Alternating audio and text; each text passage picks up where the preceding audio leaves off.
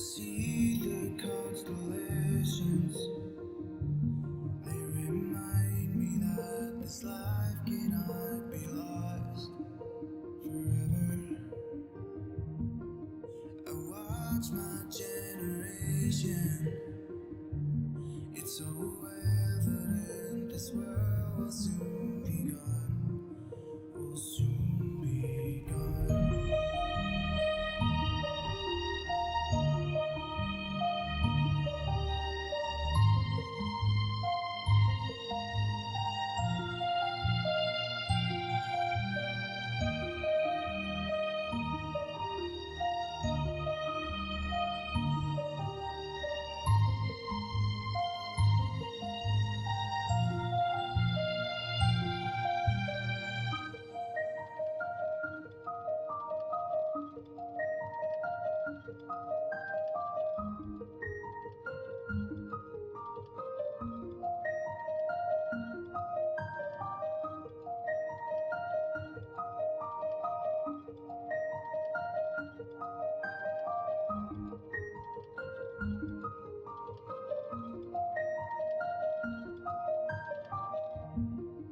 I see the constellations. They remind me that this life cannot be lost forever. I watch my generation. It's so evident this world will soon be gone. Will soon be gone.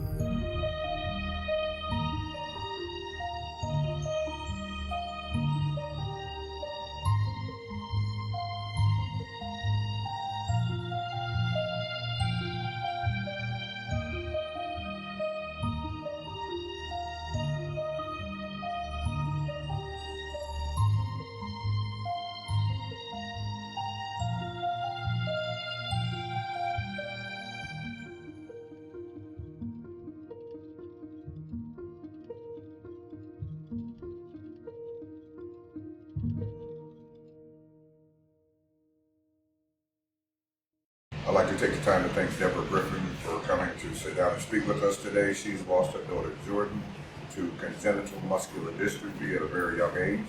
Deborah, thank you so much. Tell me a little bit about you. She was smart. She was my angel. She was funny. Enjoyed to be around. Anybody that she came into their presence, it was just like they just loved her. I mean, she just had that special effect. She was sweet. And she was loved. You know, she was special. She was special. And I've always just considered her as my little angel. Well, we said that she had congenital muscular dystrophy. Tell me, when did you find that out? How did you know?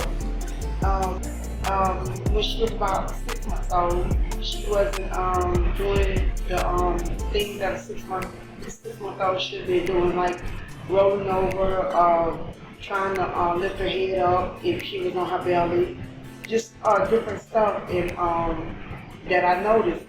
And I made a doctor's appointment to take her in to have her been seen, and it just started from there. They checked her out and everything, and they wanted to run some tests, and they actually did a muscle box, and they took a piece of tissue from her leg, and when they came back, that's how we found out what she had. And I know sometimes people notice things during their pregnancy. I mean, was there not an indication at that time? She was moving around, nothing. It was just like a normal pregnancy. Yeah, nothing different. When I was carrying her, that would have been able to detect it anyway. They had said that the only way that we would have found out her condition or what was going on with her through the muscle box. That was the only way. So there was nothing that would have told along the way, and I understand that. So I'm sure that diagnosis kind of caught you off guard. Yes. So what was your initial reaction when the doctor told you? We didn't know, we really didn't know much about it. They had explained it to us And it was just like, okay, I already had a child. She was perfectly fine. So I was like, what? I made me think that maybe I had did something wrong or something, but they was like, no, it's through genetics. So we had like a genetic testing done on me and her father. And what happened was they did genetic on both of us, and come to find out I had a bad gene and he had a bad gene, and that produced her. So unfortunately, just inherited traits from both sides of the family. Exactly. What are your favorite memories of Jordan? One, I had a lot she could be sitting there playing on the games because she loved like video games. She loved video games. And just sitting there beside her while she's playing the game and just holding the conversation, because really she can hold a conversation like me and you hold a conversation. You would think nothing was ever wrong with her. That's just how smart she was and intelligent she was. And just be talking and just having a conversation. What did you call her? Did you have any nicknames or a pet name? Jojo. Tell me about that. She was everybody Jojo, but that's just what I just call her for short. I could just be asking her something and I just say, Jojo, what are you doing? Or Jojo, is you having fun playing the game? Or anything. You just always Jojo. Tell me about the day that you became a parent. Do you remember? I don't look for every detail, of course. It was just when I had her. That's every mother's special day when she was born. Getting to hold her and holding her in my arms and just looking at her face and just smiling and glad that she was there. And if I may ask, how old was Jordan when she passed away? And how condolences, I certainly understand that's good. And then, of course, how did her treatment affect her over the years? Because we're understanding that she was diagnosed at 6 months, but of course there were years that she had to go through. Did it have a physical impact? She couldn't walk. So basically, we had to carry her around. Whenever we went somewhere, if we didn't take our power, excuse me. It's okay. She was really small. She wasn't, very big anyway. So we was able to tow her around, even in the house and everything. If she was in her power chair, or if she wanted to sit on the couch or anything, So that's basically how she got around and everything. And the only thing it was just physically, because she couldn't walk, but mentally, she was smart. She was smart as a whistle. She was sharp. Oh yeah. She made up mentally for what she. Exactly. I took care of her. I took care of her until the day she died. I didn't work. I stopped working and everything to take care of her. I did what I had to do as a mother and put her first. Didn't worry about what my consequence was behind everything. I just stopped and took care of her, did everything for her. Oh, cool. So, what kind of impact overall did Jordan have on your life, just as you individual? God gave me you. She was just special. She just made every day.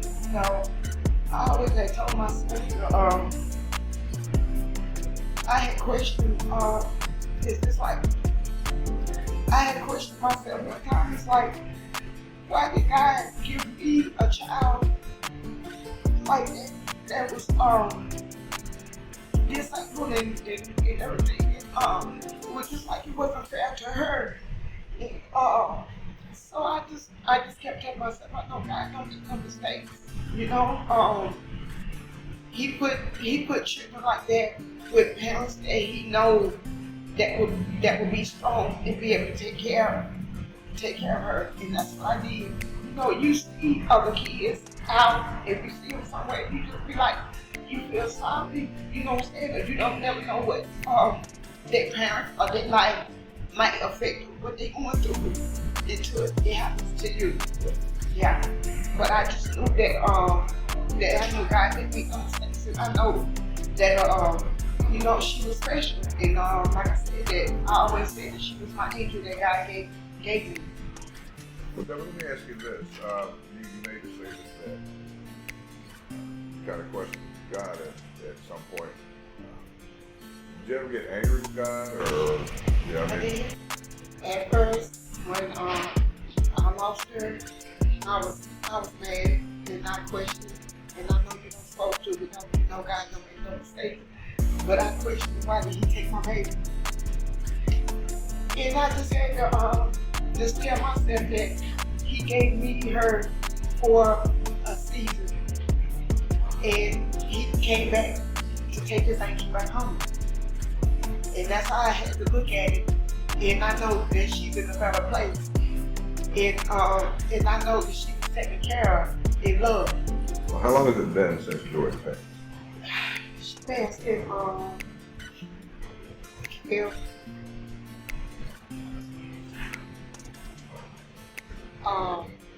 2007. That's 15 years. That's Yeah. a good little bit of time, obviously, to get through. So, has your relationship with God kind of improved at all, or have you kind of reconciled everything that happened? I look at it as I know once again that I know that God don't make no mistakes, and I wouldn't have been able to get through what I got through when she passed away if it wasn't for God. You know what I'm saying? To help me day by day. You know, and it's just like, you know, it's hard sometimes. It gets hard. It doesn't matter how many years it's been. You know what I'm saying? That she's been gone. You just have to remember the good times, and you just have to remember that she's in a better place. And it's important to understand that grief doesn't have a time frame. Exactly. So you're right. You can't look up 10 years, 5 years, 2 minutes, whatever it might be, and decide I have to move on. I mean, that person is deeply entrenched and a part of who you are, so I understand. Grief definitely being unique. Now, how has the grief kind of affected you emotionally? Just, again, I appreciate your parents and the people who were important, but understanding now that this was, had a big impact on you. Tell me about that. Just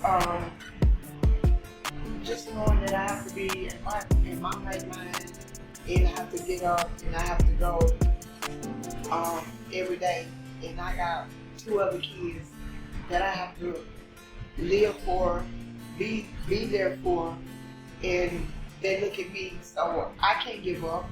You know what I'm saying? I have to stay strong, and I have to be strong, and I have to be strong for them too. Right. And where was Jordan in with her siblings? Was she the baby? Was she in the middle? She was in the middle.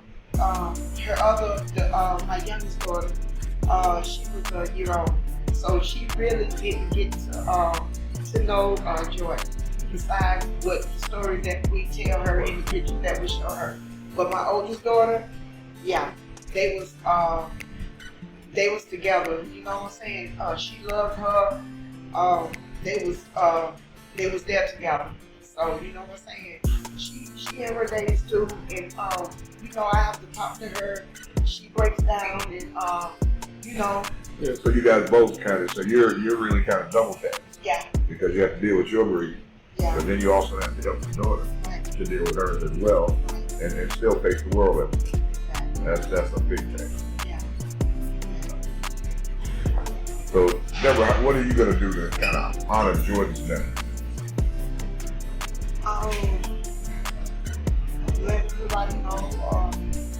that she was special. She was a angel, and every chance I get to let her light shine or to let her shine, I'm going to. And is there anything you wish you had said to her before she passed?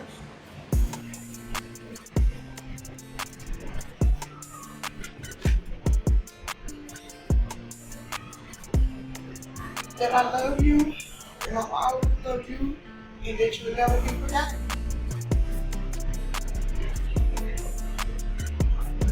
And we said, of course, that you have to get up and kind of keep moving forward every day. Where do you get the strength to do that? God. And lastly, what do you want the world to know about you? About Jordan. what that she was angel, she was special, she was funny, she was lovable, and anybody that she came in contact, or anybody came in contact with her, that they knew that she was a blessing to our lives, and to anybody that she came in contact with. Thank you so much for taking the time to talk with me, Deborah. I appreciate it, and I'm sure Jordan is smiling now. Thank you. Thank you so much. You're welcome. There are over 75,000 children deaths each year. It's not fair, but men and women of the cloth are counted on for guidance to help couples cope with this great responsibility. How do you accept that challenge? Well, how I'd accept that challenge, the 75,000, it is a challenge to be able to articulate it. But if we articulate it within ourselves, we have to go to Scripture, and the Bible reminds us, and that I was seeing a comforter. When Jesus was departing, and he was preparing his disciples for his departure. He shared with them, if I go, I will send someone, and he was talking about the Holy Spirit, and that Holy Spirit will comfort you. It will give you direction, will lead you and guide you. To your sister Jordan, what did you call them? Were there any specific nicknames or terms of endearment that you and her called each other? Like little jokes to make her mad. Yeah, like Nicknames. yeah, like nicknames and. We call her George Binks. My pops was a big Star Wars fan, so I think he took that from Jar Jar, and we nicknamed her George Binks. Okay. When it comes to the bond you and Jordan had, were there any particular lessons that you learned from her during her lifetime? Man, my sister was strong.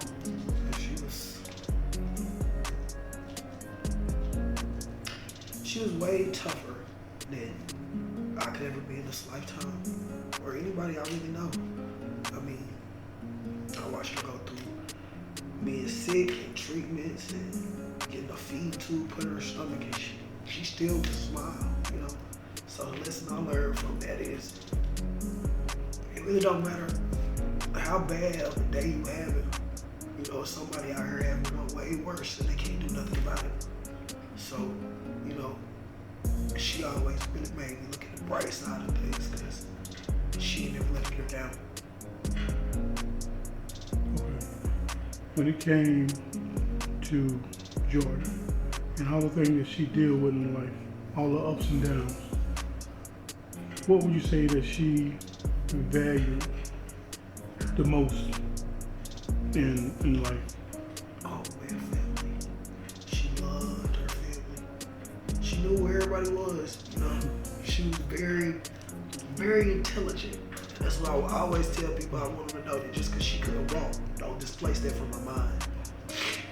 She really knew that we got each other through it.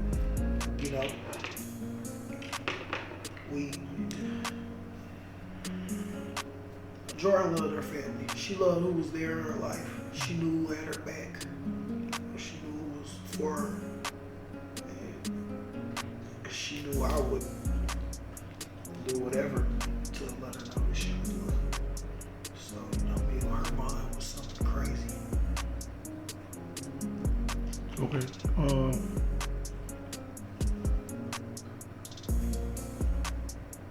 We understand that her personality was one of angelic values.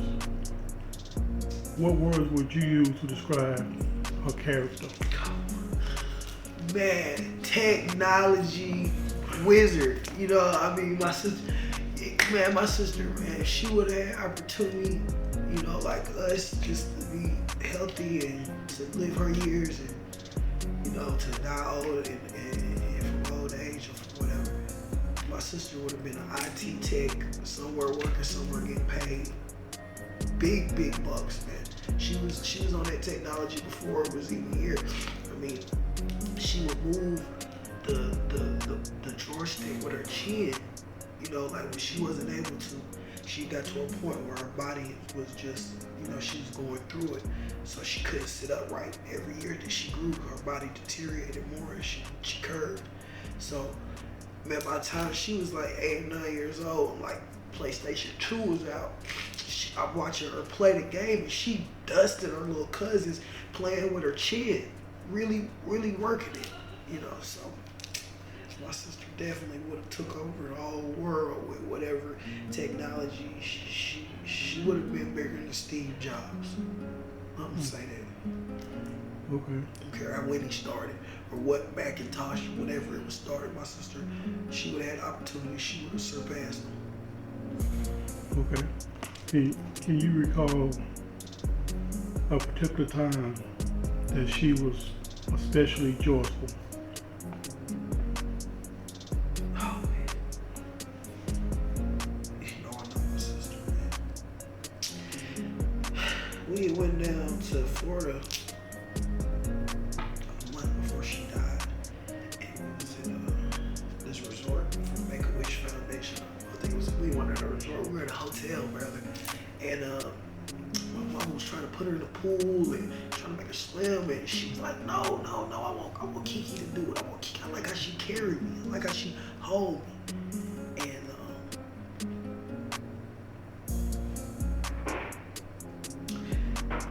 I remember having her in the water, but the way I had her, it was like she felt like she was sitting right up, and there was no pressure on her body. Like in that moment, I think she felt like normal. And I remember just moving her around in the water. Probably did it for like 15, 20 minutes, And I just know that she just loved every minute of it because she just felt regular. She felt like she was floating. And by being disabled or immobile, you stuck all the time. So I know when I looked at her, she felt free. Okay. Having known that was her most joyful time, can you remember when she ever got her most embarrassing time? Oh man, I don't know. I used to pick on Jordan stuff. She wore diapers with the pins, pull-ups and went around. And I remember one time I was messing with her. I was like, oh, Poseidon, calling her pissant. But I was like, oh, peace on.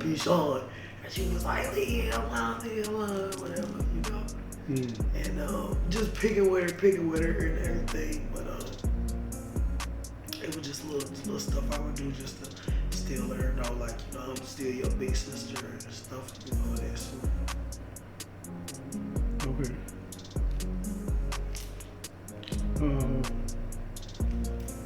Do you think that you can remember your earliest memory with her? Of her? Yeah, I can. This way, Frank was over there by Washington Street. That's when the houses was over there. The house is gone now. Like, I can't take you over there to show you where it is because they done gentrified it and everything else. But my grandma, she used to live on this house over there, and I remember I was probably like 6 or 7 years old for real, and Jordan had this little dress on. It was like so pretty, Like I can't. I'm really trying to think. Like she had little stockings on and everything, and she just sitting on the couch. You know what I mean? Like just sitting straight up, just before it really took a toll on her body, and she started turning and curving. And I just remember just looking at her like, man, she's so pretty. Like, and then I think later on that day, we had took pictures, or she had to take pictures or something. But I just remember her just sitting there looking like a baby doll. She was a beautiful, beautiful little girl. If you knew that Jordan could drop by tomorrow and visit you tomorrow, what would the ideal day be spent together look like today?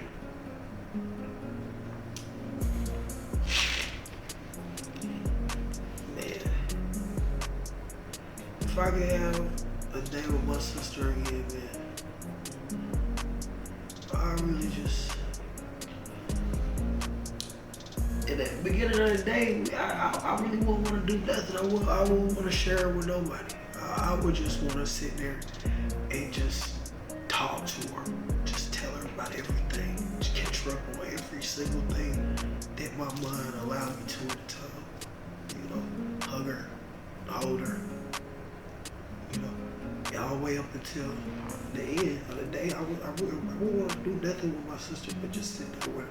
No, it's a big ass world and take her everywhere and see, look at this. But when I got with my sister so personal, like, she would be cool with just sitting and talking to me for a whole 24 hours. We get up and eat or whatever and just sit around. But I want, my day would be split with just keeping her to myself.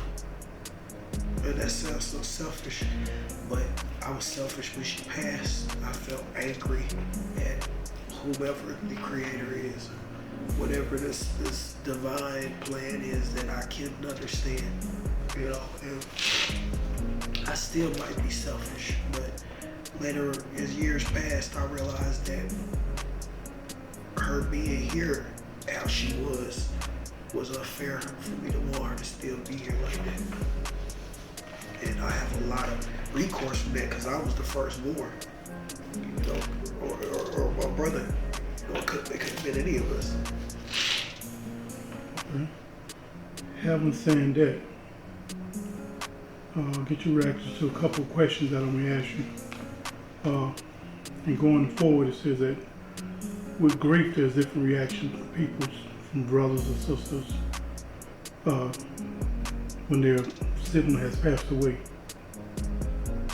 And one of those things is to be anxious and fearful. How did you experience with being anxious and fearful?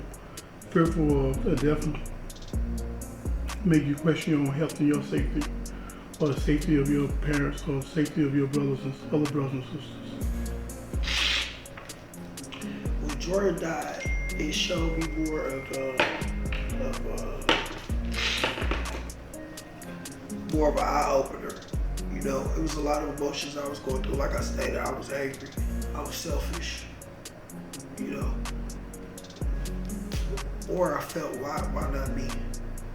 As if I know my sister had more opportunity. Just as she was smart, she in books and math, every subject she excelled in.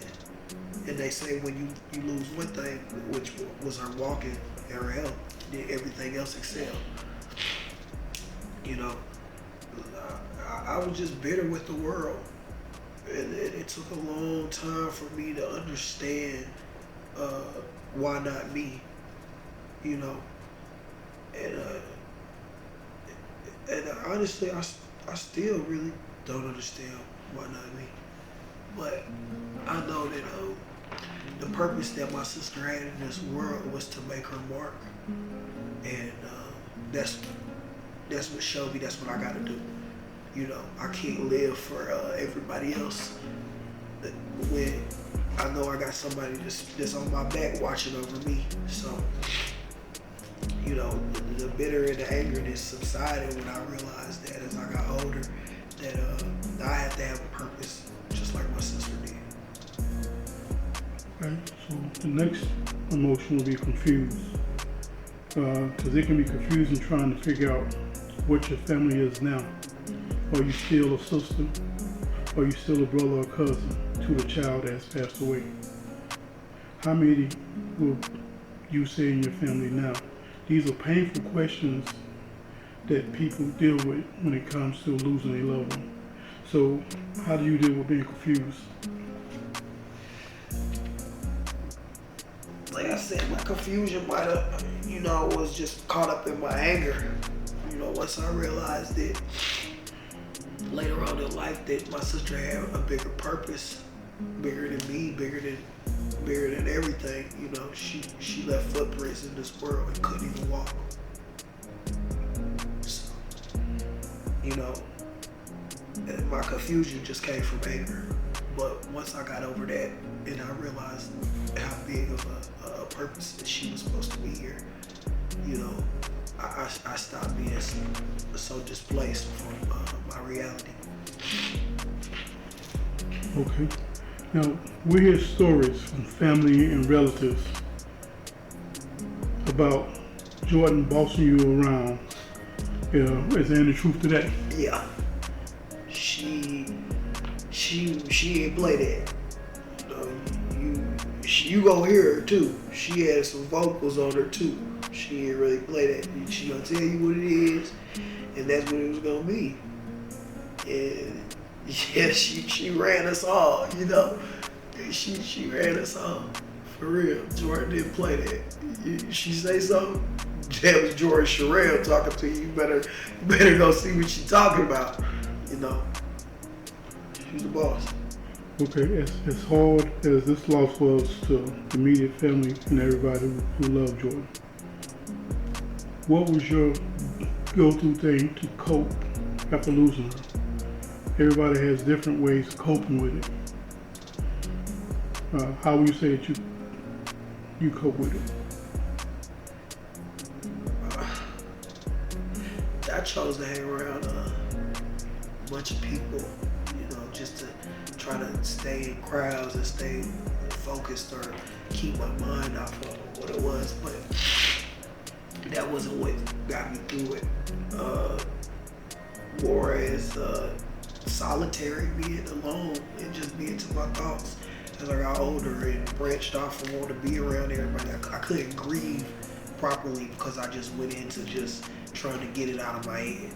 So I think I just held so much emotional trauma until I finally realized that my solitary is gonna get my mind right for me to understand, the situation better.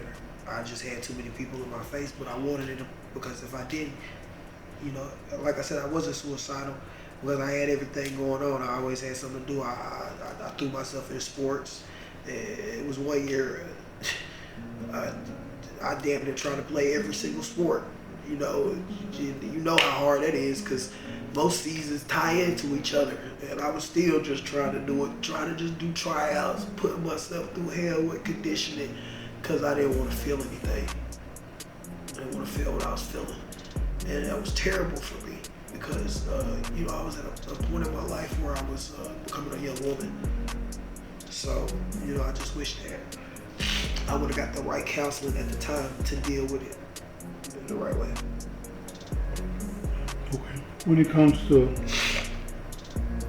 losing people who's close to your life, anger is natural after losing a loved one. Who would you say you were mad at then? And part two will be, are you still mad at some people since Jordan's death?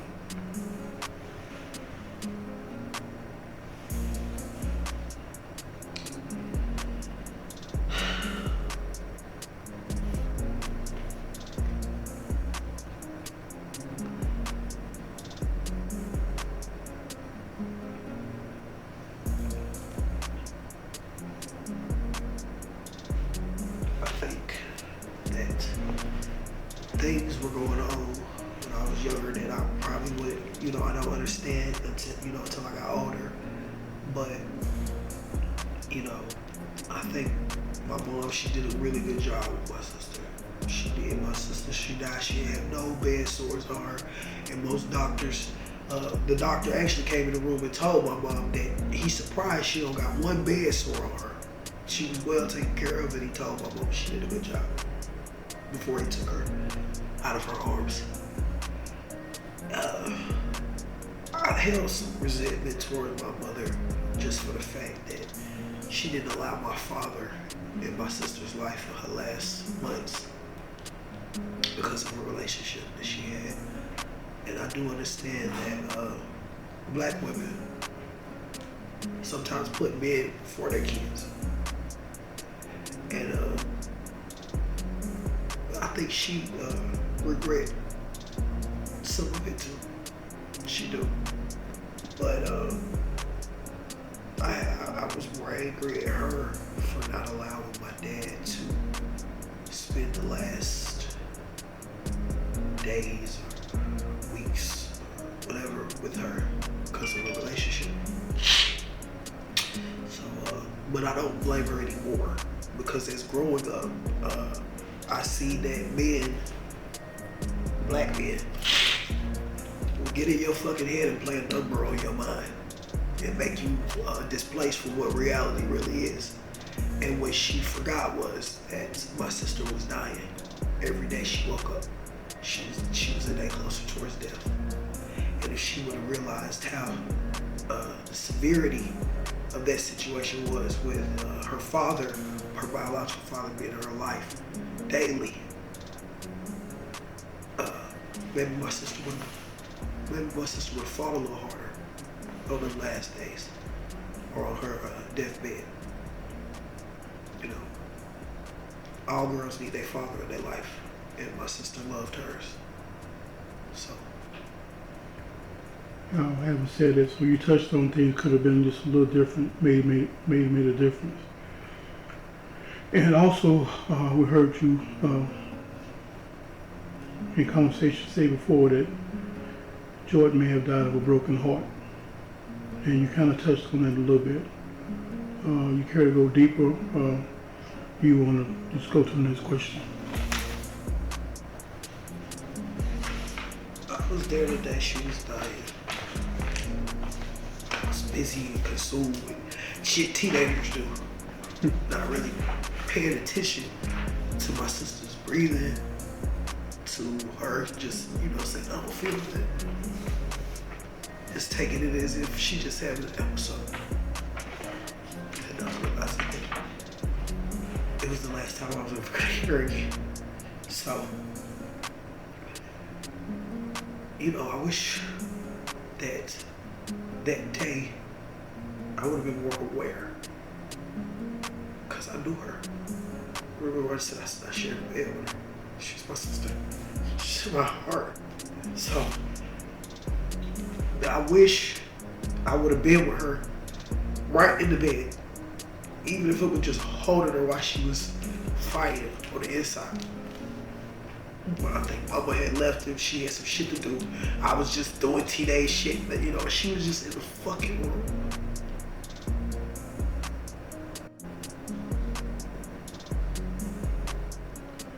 Okay.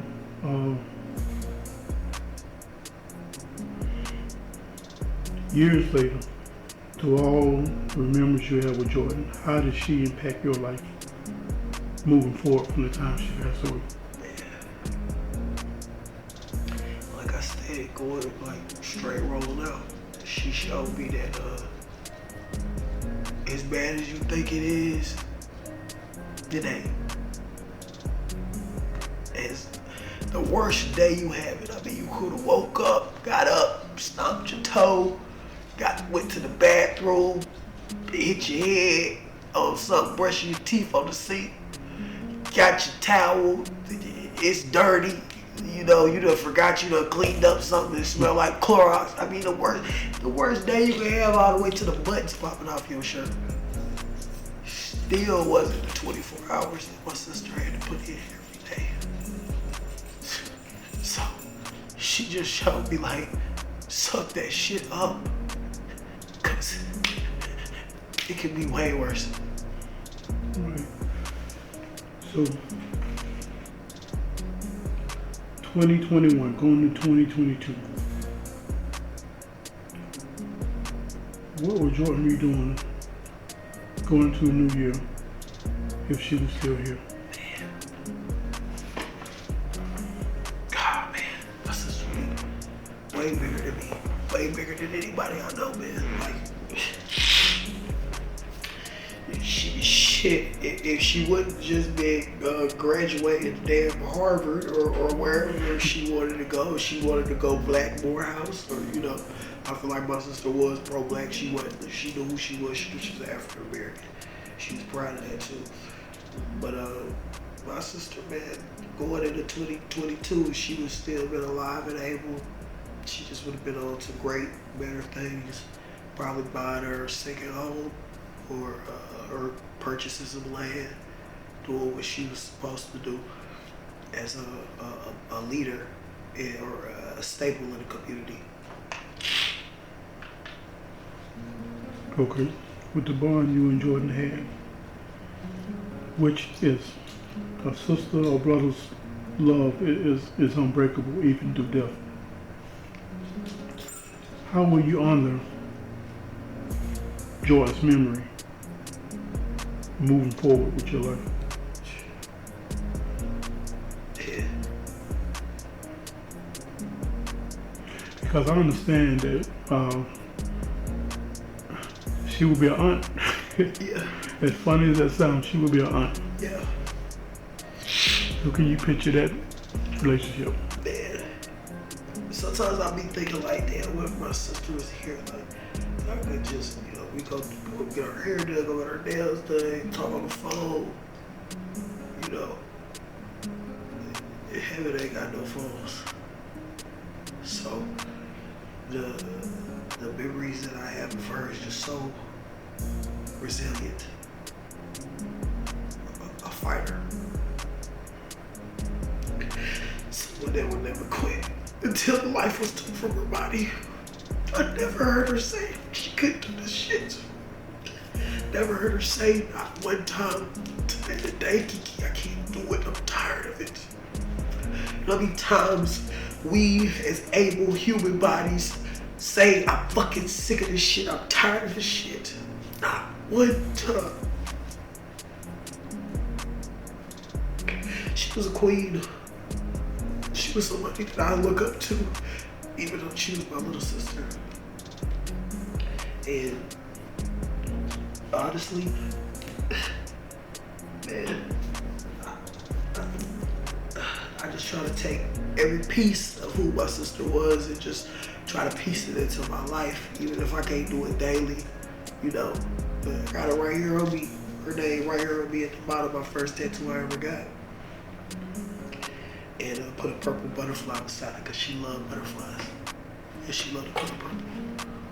And like I say, just move like how she would if she was here. To get drunk, hang out, lay about, do stupid ass shit to alter your reality. We was given these brains from good genes, and it would be terrible for it to go to waste. Just because I got caught in the crowd with the wrong crowd and caught up with the wrong people. So, just move how she would. I know my sister wouldn't even be with half of the shit that I have done. So, going forward into my older years is just to think about if she had the opportunity to be here, how would she move? And it wouldn't be sipping out no fucking bottle, hanging in no damn bars, screaming A and fucking twerking. She was a grown ass woman at her young age, and she lived a full life, and it still wasn't, as long as it was supposed to be, but she definitely lived a full life, and she was very mature for her age. When I looked in her eyes, it's like I seen years, beyond the years that I had. So just moving forward, just trying to be like her, or how she would be in this day and age. And it took me a while to get to that because I still was getting drunk and twerking and screaming A in the club because I was trying to bury how I felt about her. But as I grew up, I seen that shit wasn't gonna get me nowhere. It really just take years off of my life. So As I got older, I started moving how I knew my sister would move in her older years. Shit, really in her younger years. So tonight I'm introducing Ben, who actually, would you prefer to give your last name or prefer not to? Ben Schultz. So this is young Mr. Ben Schultz. He was the parent of Eliana. Unfortunately, he lost his daughter at 2 months old. This past January. And let me start first and foremost out by offering my condolences. Most sincerely as a parent, I can't imagine what you guys have gone through. But diving right in. Ben, tell me a little bit about Eliana. Excuse me, I'm sorry, I want to cut you off real quick. I want to let you set this up, but tell me about Eliana's name specifically, and then we can go into about Eliana as an individual. So, Eliana, my wife, and I decided that we were going to show love to both her grandmother who raised her and my mother who's been so close to us. And it's kind of a halfway between. It's Ellie and it's Ellen and it's Anna. Yeah, so it's Eliana, so that's what we went with. And, just a little, some gratitude for people who raised us. Certainly. Trying to show the love back for the next generation. Just to respect it. Great, thank you. Now, tell me about Eliana. She was diagnosed with hypoplastic left heart syndrome in the womb before she was born. It's where you're only born with one side of your heart. It can be treatable. That being said, it's a very invasive surgery right after birth, and unfortunately, ours was successful, just not all the way. She was, she lit up like a star, man. She giggled and really easygoing child. So Very easy. Yeah, just chill. We'd sit, and I'm a big sci-fi nerd myself, and I'd stay up. She'd have to get medicine at intervals every couple hours, and we would. My wife and I, we took shifts, and I would stay up with her throughout the night, and with her, anything that had laser sounds or anything like bright and flashy, she loved. Just all around very happy. Now, tell me about the first time you saw her, the first time you actually held Eliana. So we had a planned birth. It was because of the extensiveness of her situation. They had us come in and induce delivery at Duke Hospital. Phenomenal program, by the way. Love everything that they did for us. But it changes. As a man, it changes. You think you become a man, but you're not. You don't know until that child is born, and your entire life changes. And she, I actually didn't get to cut her umbilical cord. She tore it off herself, because that's my child. That's what she would do. But I held her, about 20 seconds after birth, as you get to, and I got to experience that for a little while, and then they took her away, and we had to have surgery. I didn't get as much time as I wanted immediately, but I did get some time.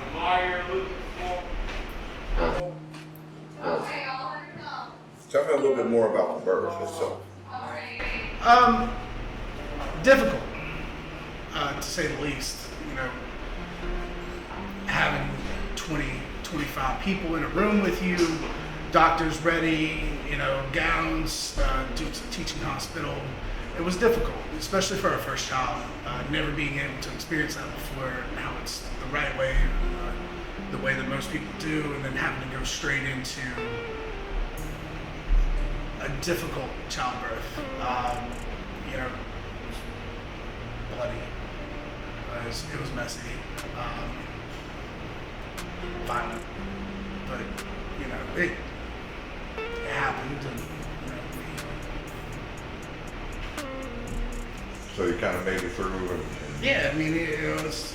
We had, a really good day, little family day that evening. Right. And from there, we went to the surgery process. How long before you were able to bring her home? about a month. And so that, we got a Airbnb down in Durham, and we spent as much time as we possibly could there, and we were visiting hours and, here and there, and they let us stay. We actually had a phenomenal nurse, and she let us stay a little over, but knowing my work schedule, knowing I couldn't be there as much as I needed to be, trying to get the restaurant off the ground. But it was a month of every day driving or trying to stay and just trying to get that time with your child, to bond. Definitely not natural, not having them with you all the time, but still trying to formulate that bond. Right. Yeah, I'm sure the distance, unfortunately, kind of creates distance.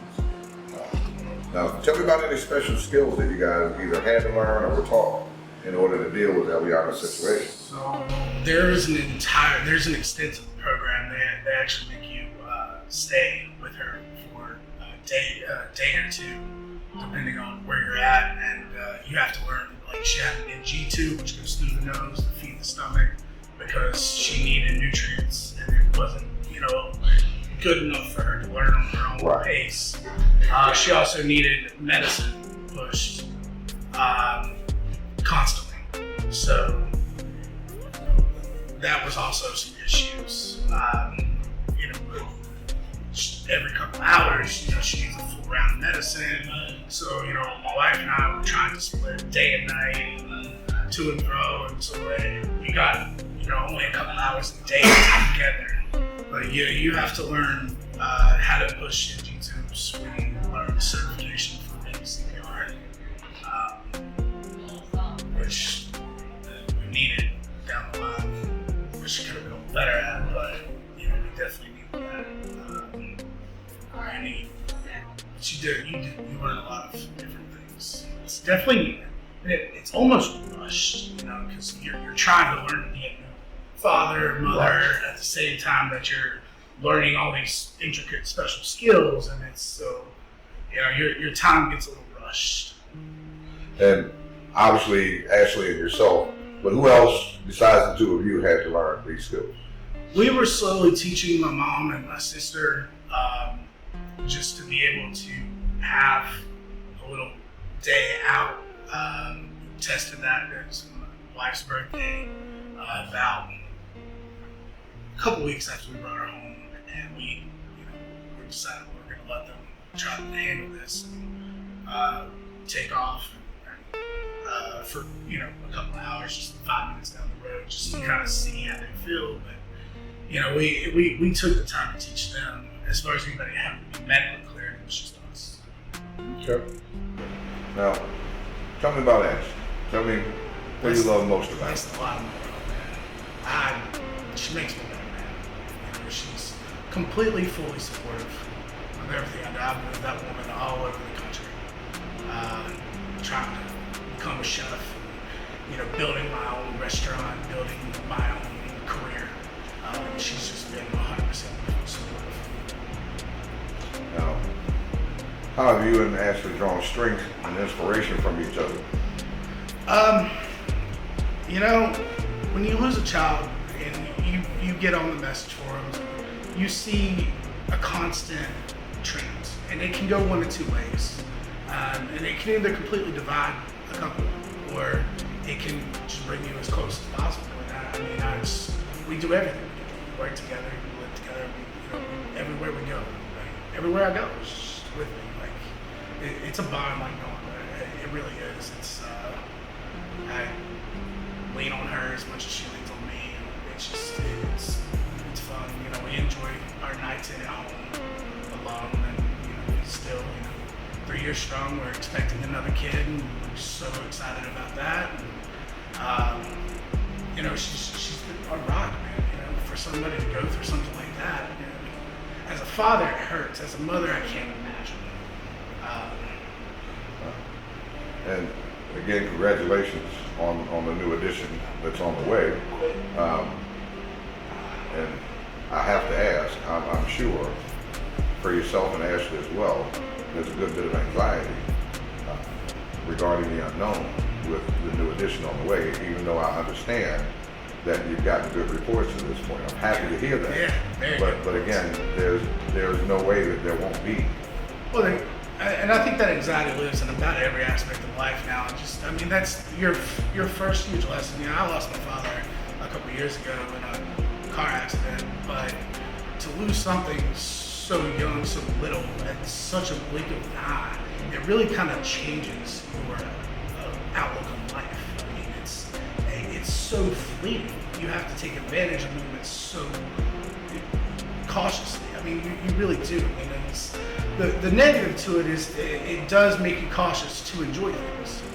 The happier I get, the harder I can fall.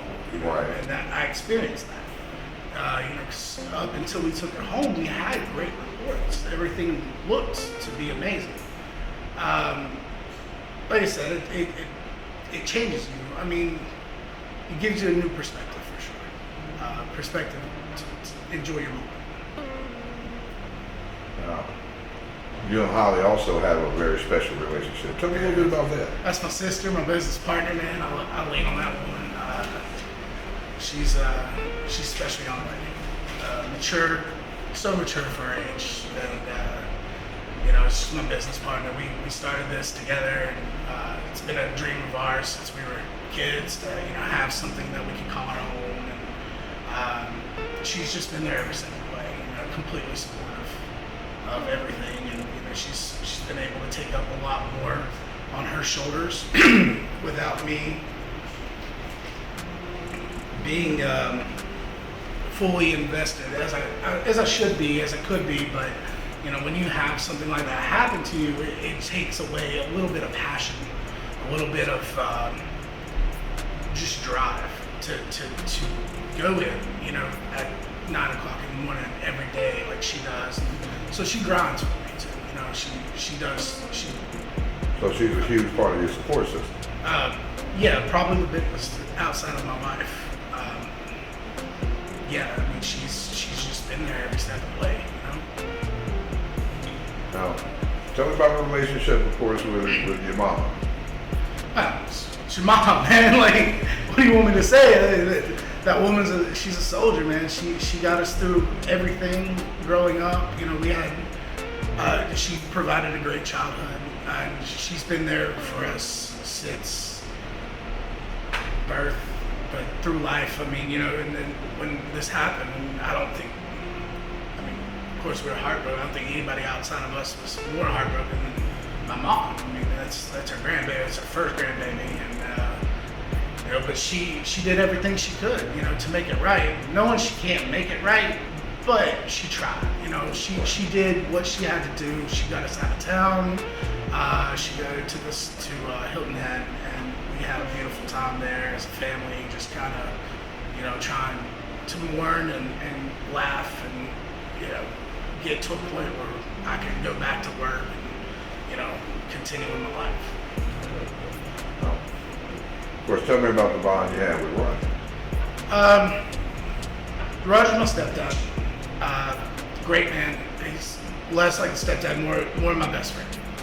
I mean, it's the man I'll lean on him for everything. You know, he's guy comes through, and if I'm too busy, he'll fix my car. You know, or he gave up his business to come and help me with mine. With, you know, the lack of staff, and he being, you know, the guy who taught me how to smoke meat was super excited about this business. You know, being able to share and work in a craft that he's passionate about. Can't say enough great words about Roger, man. I know how heartbroken he was. Would never know it, but he is a sensitive man. Very in touch with his feelings, and I know it hurts him, but you know, he does stay strong, and he gives me my opportunities to talk when I need those late night talks, and you can't say enough good words about that. And where do you get your strength?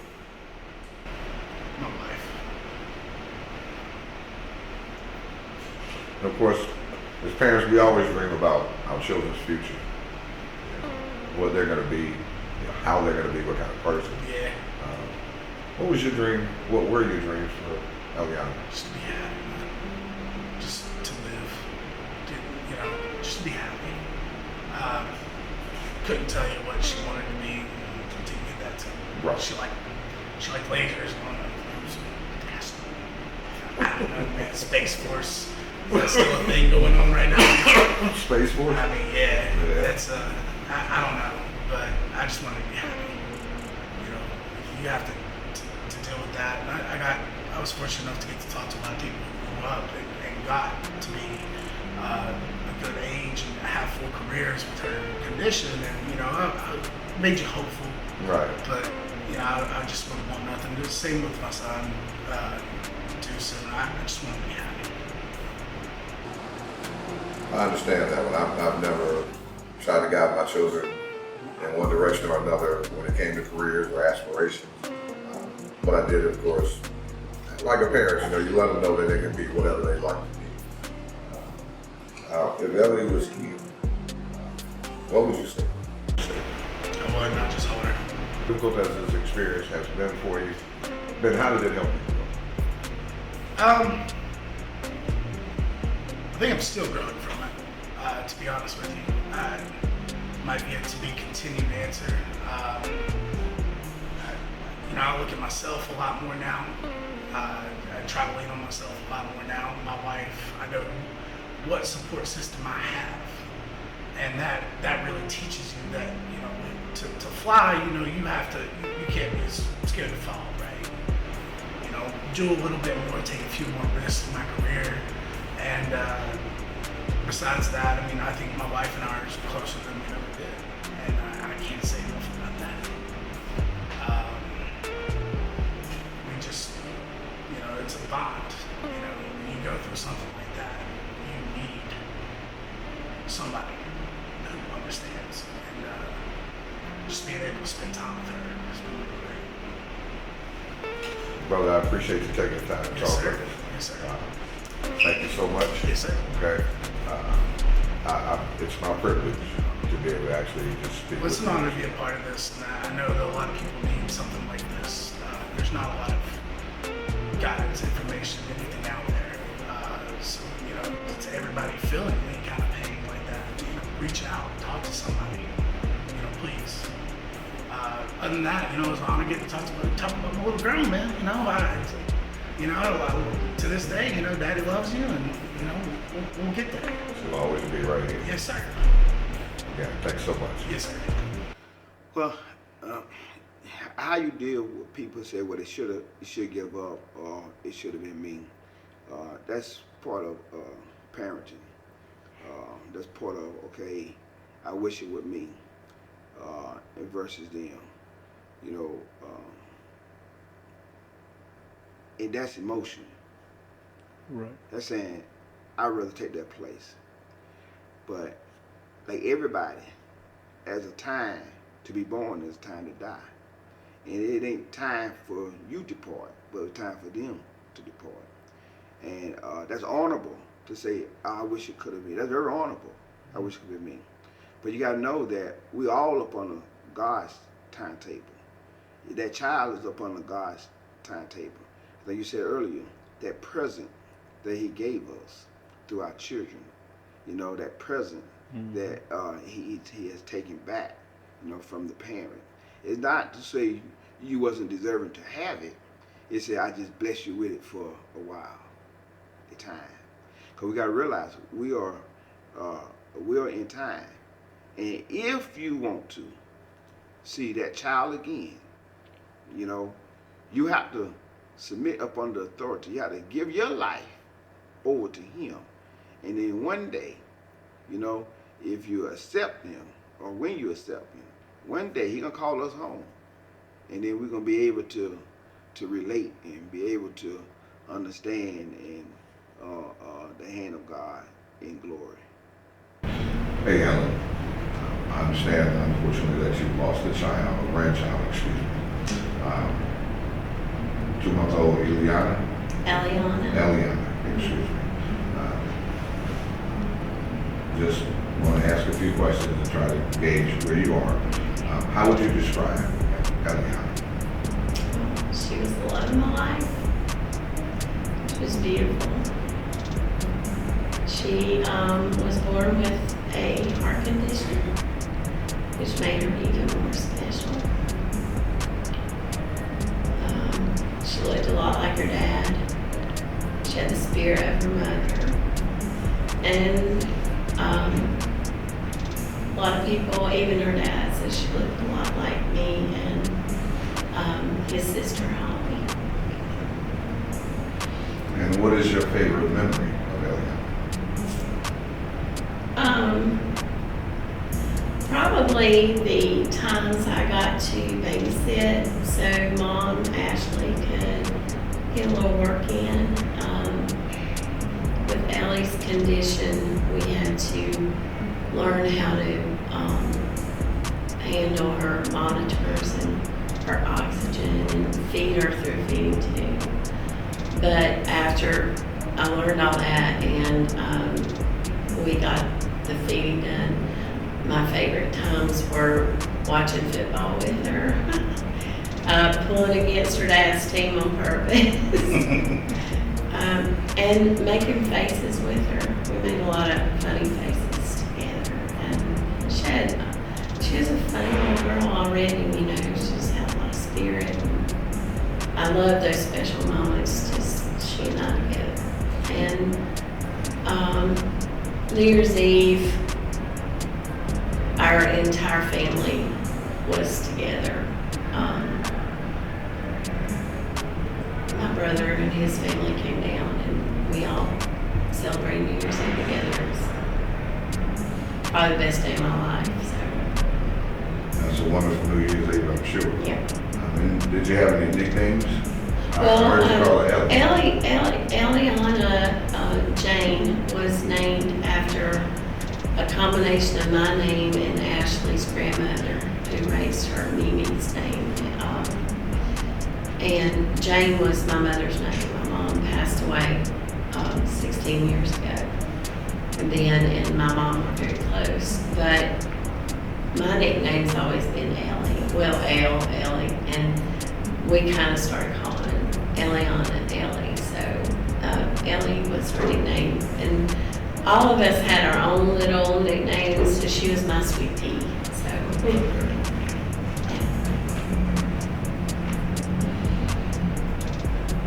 I'm trying to follow the question. So,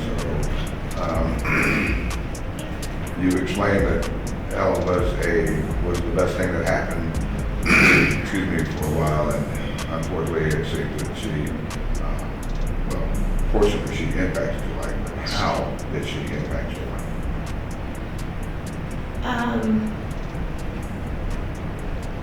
Ellie, everything changed when Ellie was born. I mean, we've always been a close family, but it was like all of a sudden we were all focused on one thing, one solitary thing, and that thing was her life. I've never felt love. I love my children more than, well, anybody that has children knows how that is, but it was just something so different when she came into our lives.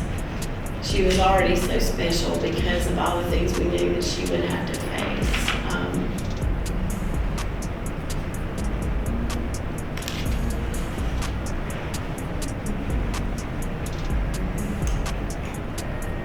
Because of her condition,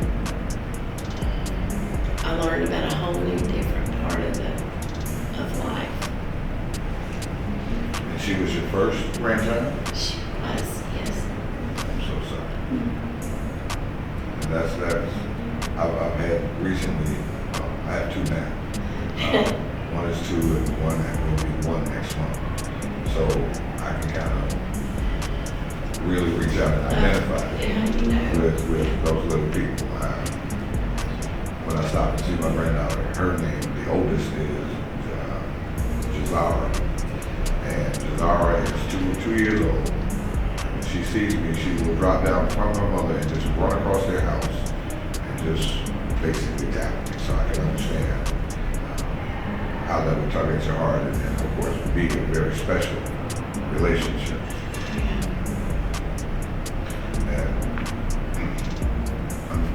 It seems that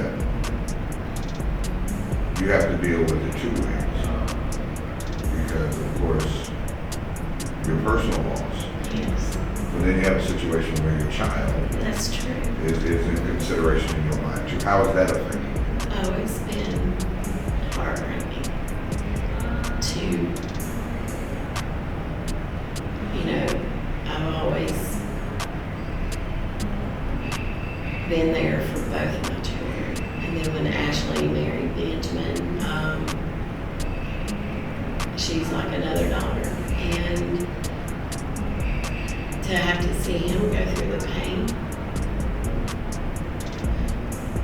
after she passed away, we were trying to get there, but we had a 3-hour drive, and just not being able to fix it.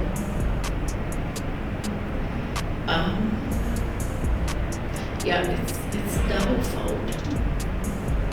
She was so special, and so I was looking forward to so much with her, but then to have to watch my son go through that, and to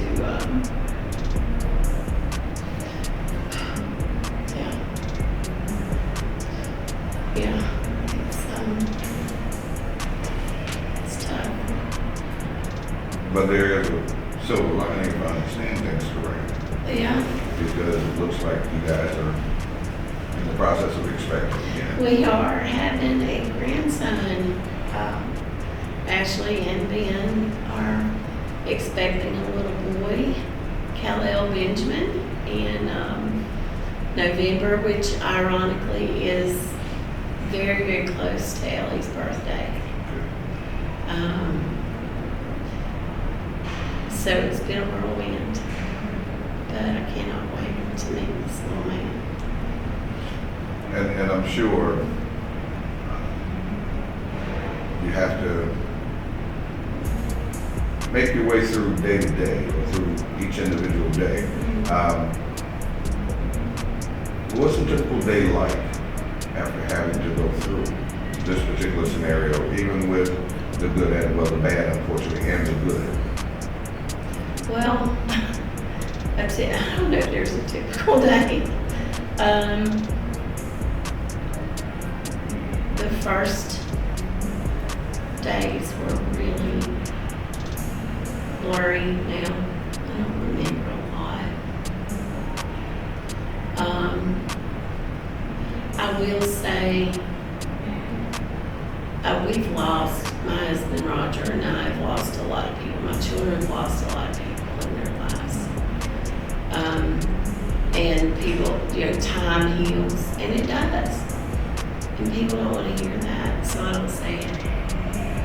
But I will say that with time, you still hurt, but you start to find a way to heal. And so that evolves. The first weeks, months, I cried every day.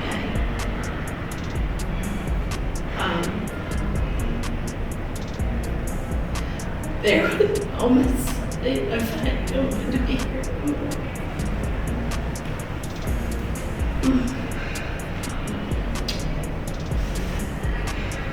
But I had to be here for my son and Ashley and Roger and all. And my daddy, who was a great-grandfather, who had his,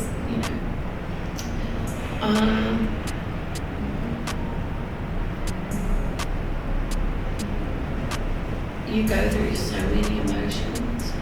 You're trying to figure out how to get through the next day. Then you try to figure out how to get through the next week, and eventually you just do it. But you can't do it by yourself. And that's a very good segue point. You can't do it by yourself, so how do you? I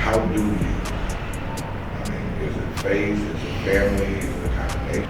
I trusted the Lord. I was angry.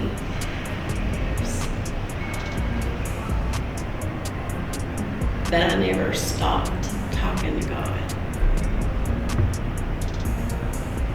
Even if I was screaming at him.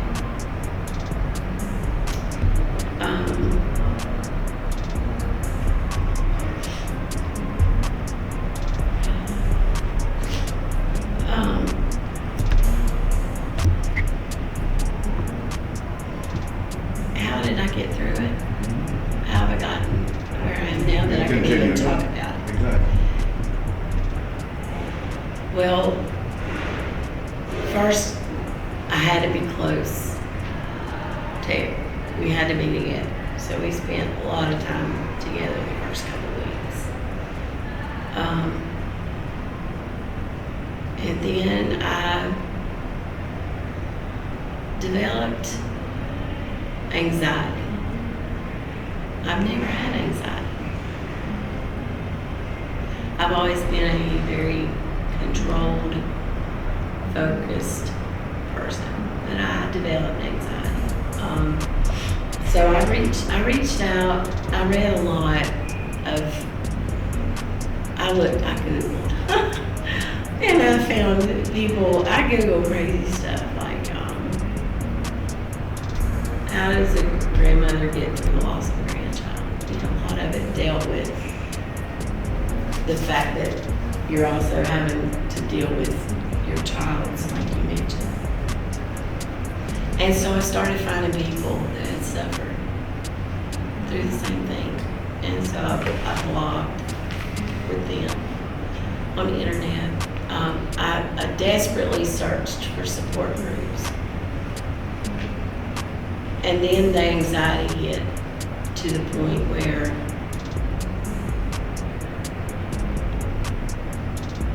I needed some help.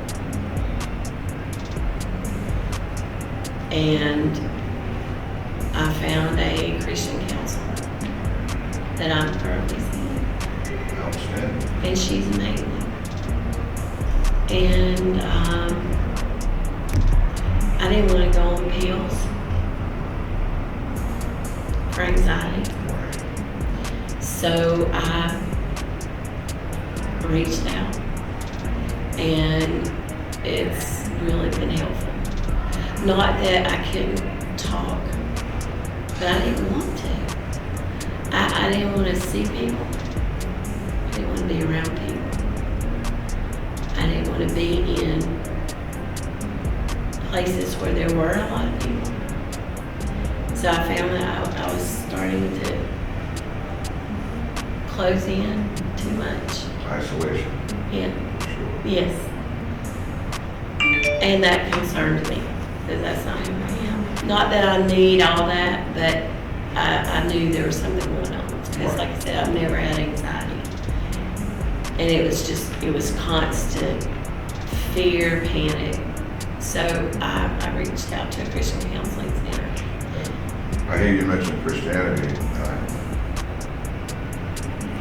Please forgive me if this is a bit forward, but were you upset with God? Were you kind of wondering, why God, what happened? I mean, Yeah. What was that process like? It was tough because our little family, we're not all on the same page. I'm sure you'll figure that out. Yeah, I mean, I was mad. I mean, I started this journal when I found out that Ellie was coming into our lives. Was so excited about being a grandmother.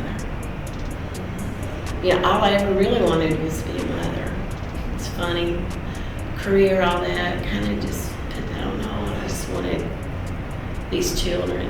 I got blessed with two great, beautiful children. And then when I found out I was going to be a grandmother, I was like, oh, couldn't wait. Had all these plans. So I bought this little book. I know the plans I have for you, declares the Lord. So Ellie and I had plans. I had plans with Ellie and I. We were going to do this. I love to garden. I couldn't wait to teach her all the things about gardening and growing things. So I started this book, and yeah, I prayed, and I found out about her heart condition. And that was hard. I was by myself when I found out. Roger was with the kids working in Raleigh when Ashley was at the doctor and found out that there was something wrong. And I prayed, and and I still struggle with it, but I've stopped asking why, because that's not for me to know in this part of my life. I'm not gonna know. I'll never know. It takes a lot of wisdom to understand that we are not always going to understand. So I commend you most wholeheartedly in that regard. Has this had an impact on relationships beyond the metaphysical and just the people that are in your life day to day? Oh, I think we're stronger. We've really stuck close.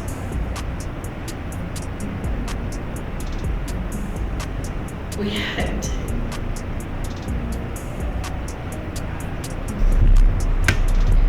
I think we're stronger, and you can be. I'm sure it can go both ways. But we held each other up. I loved on my son. I held him in my arms, and he's twice my size. And watched him go through it, and just we had to hold each other up. Or, if we'd be here like we are now. I just think when you see this happen to a sweet child and you wonder why, and what was the purpose? And everybody's going through so much pain. And we still hurt. We still hurt. I just had a moment last week. But they're fewer than they were. They're not every day now. I still hurt every day, but I don't have these big, horrible moments where I just don't know how I'm gonna deal. But our relationships, I think, are stronger. We've always been a close family, but I feel like we're even closer.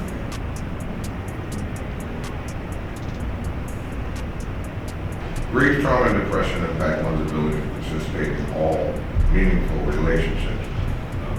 What is your strength of?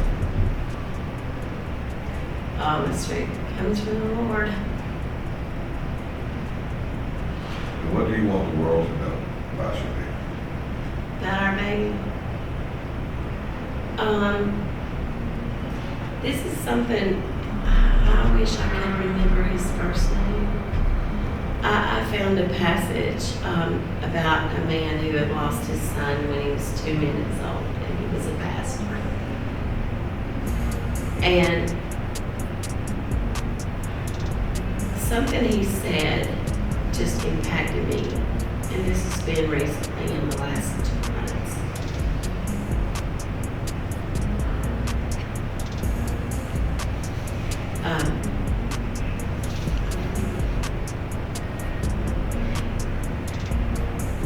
Ellie was given life from the minute she was conceived. Therefore, she had a soul. And we all have souls. And I just,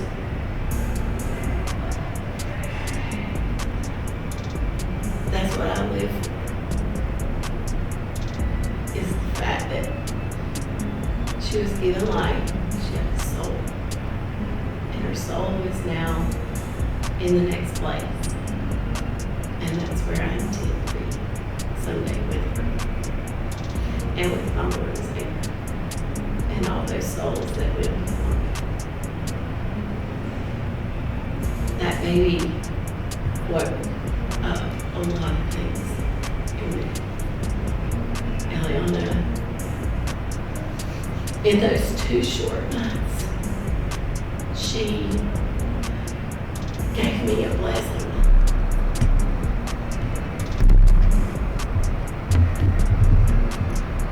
I so appreciate you taking the time to talk with me.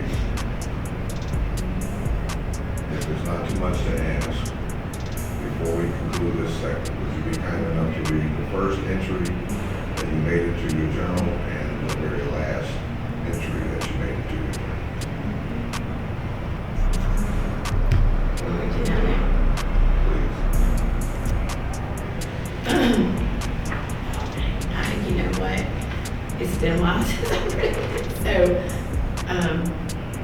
Okay. So on Thursday, July 16th of 2020. Dear sweet Ellie, my first granddaughter, I am your grandmother, your daddy's mom. Your daddy is my first child. You are so loved already and only 21 and a half weeks old. Your grandfather and I have been so excited to meet you since your mommy and daddy and Aunt Holly, I think they're going to call her Aunt Hookie, there's a story, told us the surprise in March about you. We then tried to decide on special grandparent names. We came up with some names, but honestly, you can call us anything you wish. Ellie, I know that God has big plans for you. You have some pretty big challenges ahead, but you came from strong stock. And you have a big support system who will be with you every step of the way. The Lord is all powerful, yet gentle as a lamb. Of course, you already know that because you knew him and he knows you. I love you so much already. Thank you. There's lots of pictures.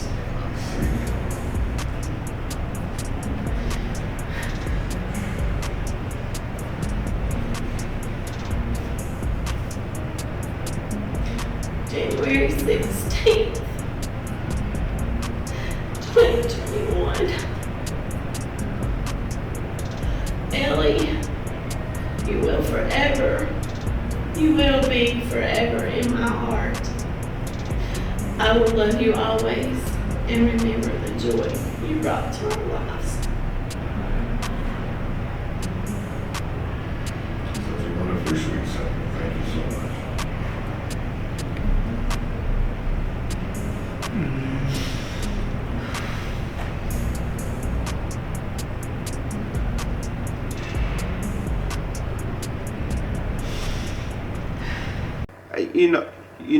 Many people, according to their individual makeup, they handle things differently.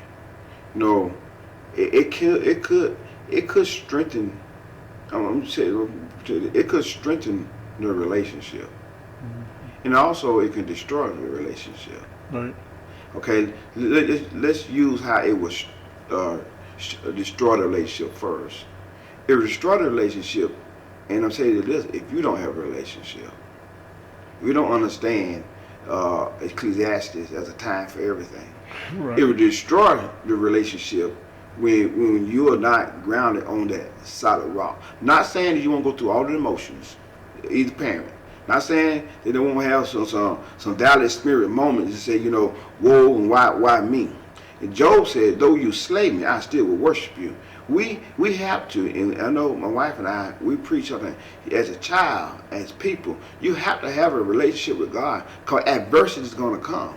And when we got a relationship with God, when adversity comes, it keeps us from losing our mind. We have to be rooted in God. I'm not saying we have to be a theologian. You know what I'm saying? I'm just saying we got to lean on our own understanding. In all thy ways acknowledge him, and he shall direct our path. That's what I'm saying. I'm not saying that you got to have a doctorate degree on the wall. No, you just got to understand the mighty hand of God. And knowing that God will never leave you or forsake you. Now, for the parties, the relationship is that you have to build your life, and Jesus being the center of it. Now, that if you're not in the Lord, or if you're not in the Lord, call on him. He still hear you. You know, ask him to protect that relationship with one another. Ask him for guidance. Ask him. He said, if you ask, seek, and knock, it's right there for you. We fail to ask God. Sometimes we fail to ask God because he said yes and no, or wait a while. He may tell us right then. He said, no, I don't want to tell you right now. He may do for us right then. He may not do for us right now. He may say wait a while. We as parents to keep the relationship flowing in a manner, you know, we got to know who God is. And we got to know and have that Job experience. You took everything from him. Didn't Job lose his children? Lost everything. Didn't he lost everything? He didn't lose his children. Yeah. He lost everything. That's everything. But what Job says, that though you slay me, I still will worship you. I still will honor you. I still will follow you. I still be whatever you have called me to be. Because why? Because I have a relationship with you. Because you are my creator, and not just my creator, you are my children's creator. You are my provider. You know, you provide me with everything, all these nice things. You know, and you're a God that can give it. You're a God that can take it. But I know that everything's going to be all right. Though you slay me, I still will worship you. The grandfather of Eliana Schultz, the young lady who passed away at only 2 months of age. Roger, how would you describe that? Just a great bundle of joy. I mean, she brought a whole new meaning of life to our entire family. And what's your favorite memory? Love it that it was around Christmas when she was born, November 16th. It was around Christmas, and we were getting ready to leave and come home, and she was in the little bed thing, and of course hooked up to our machines, tubes, this and that. I laid down and I had my fingers like this. I said, "You just want to go with me? You ready to go? We'll stop by smoking Harley Davidson. Go ahead and pick you out a Harley." And she's just looking up at me like this, smiling. Yeah. Why don't you just come on, go with Papa? Yeah, come on, go with Papa. I got you. And she was just still to hold my fingers. Yeah. Tell me about the day that you first encountered Ilya. Ooh. The day we first encountered her. I was nervous as a crowd because first grandchild, and I've rarely ever held any babies. I've always been like, here, you take them. I don't want them, especially if they're going to do a little diaper mess. Oh, yeah. Not mine. I don't even put that Yeah, much. time to pass that off for sure. Yeah, so, kind of pass that off. But I actually, the day we went over, I had my phone camera because I knew nobody else would, because it was the joy of the moment.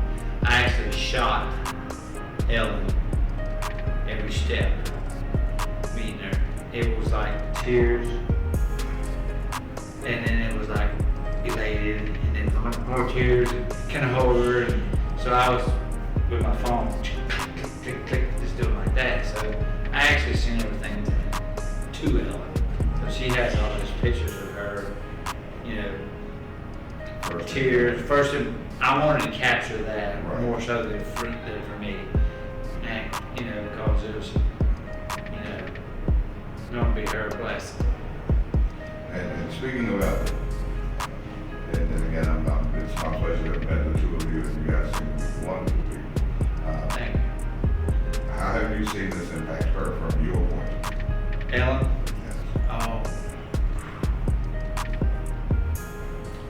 It's been tough. And I'm sure that's hard to watch.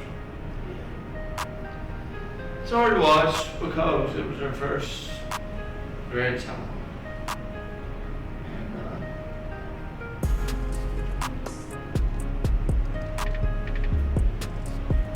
it was a rough night to live through. Yeah, but, you know, I think she beats herself up for not going down the week before. It's So we hard. chose to stay home and take care of things, and then we were going down to have the kids in the restaurant. So we were already packed, and everything happened. So it was tough. And I'm sure watching your son go through this is difficult as well. Definitely. Oh yeah, well, you know, he's his own man, and there was a lot of emotions the first week or so before we ever left Raleigh about that. With Ellen, it was, you know, hard to watch her function. It was tough. I mean, I took care of a lot of the arrangements. Is that another because she couldn't do it? She felt and stuff. It's been extreme.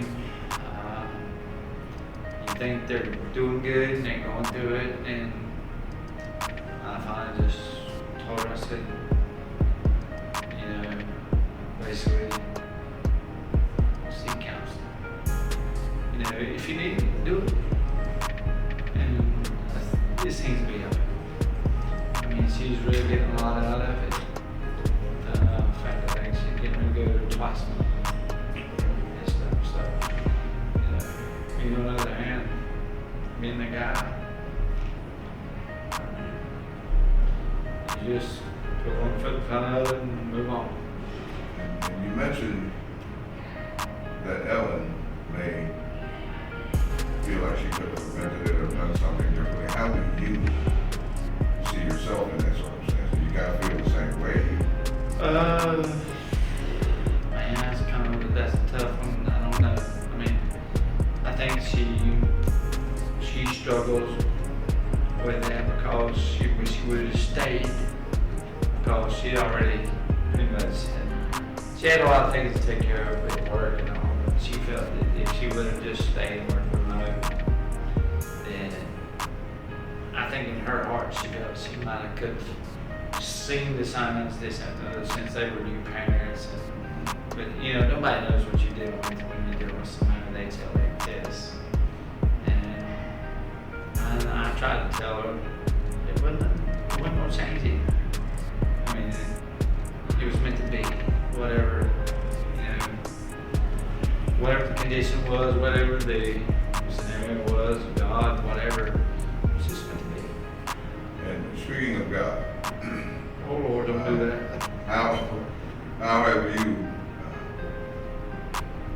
you said that you're a man and you put one foot in front of the other.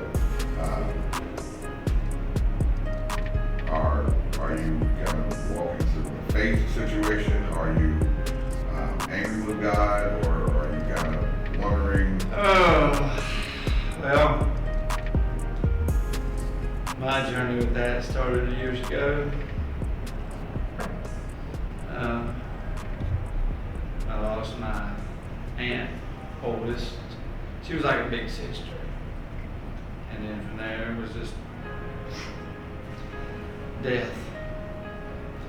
And I've always said, and I truly believe it, that you can pray all you want for it to change an outcome. Prayer to me is comfort for the person who's praying. It's never changed the outcome. And even once we found out Ellie had the HLHS,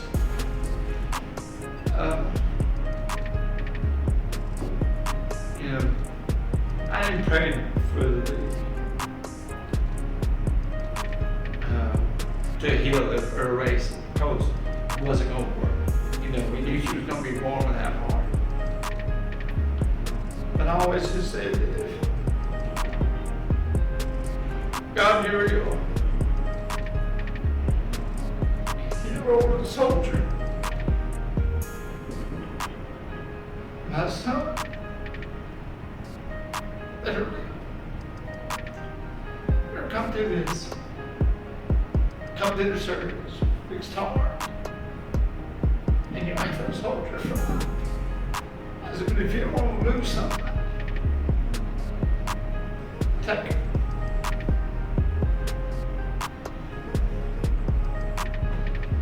I think I was a soldier.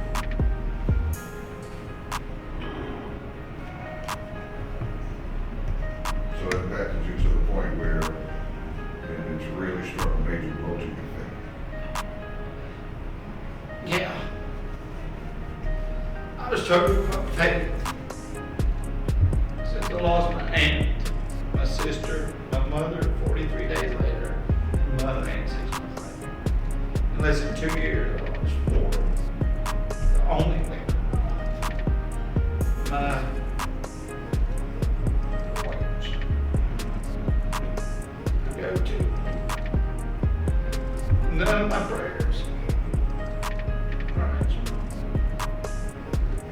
I got a call from the doctor about my sister in a coma in Florida.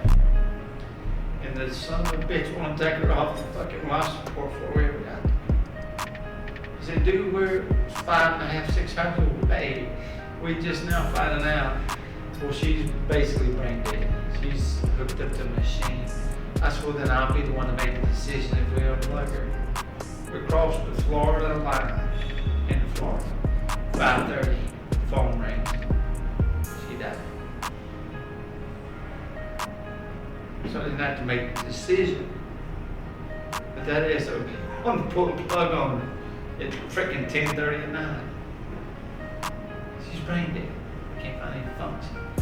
So yeah, from that point on, I started questioning things because I'd already lost my aunt, which was like an older sister because my mother raised me. My mother was 16 years older than her. She was only 7.5 years older than me, and she lived with us. My mother kept her and got her through school and everything. So I lost both sisters. And then 43 days later, buried my mom. My sister died. And I believe to this day that my mom checked out. Because she wanted to see if my sister went to heaven, right? She wanted to go find her. Can't change my mind otherwise because there's really nothing wrong with her. She just wanted out. And she was fine the morning I left her at the hospital. Went to work. She was fine. 2.5, 4 hours later, they called me and tell me they're doing CPR on her. And man, were they beating the shit out of her. They had 2 big ass women on her nurses. I thought, damn, she would have lived. She was 5'7" and probably 120, 30 pounds. And they were cracking her in half, man. I mean, it's coming up. And we watched it. They did us in the ring. So yeah, I've struggled with faith. Because prayer is just for comfort. I always believe it. It's never chased the outcome. I mean, people say miracles happen all the time. May do it, I don't know. I've never lived one.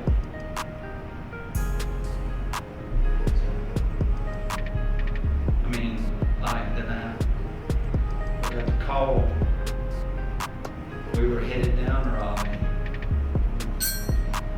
And I think it was about 11:42.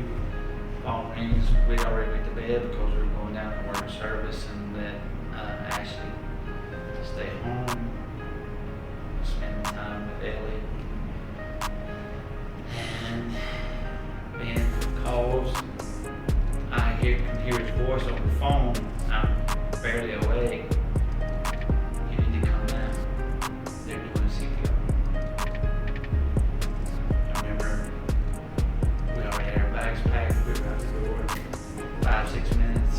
We were in the car, blowing down the road. I mean, I'm running as fast as I can without, getting a ticket and stuff. And I remember stopping in Gibsonville. 138 TA truck stop.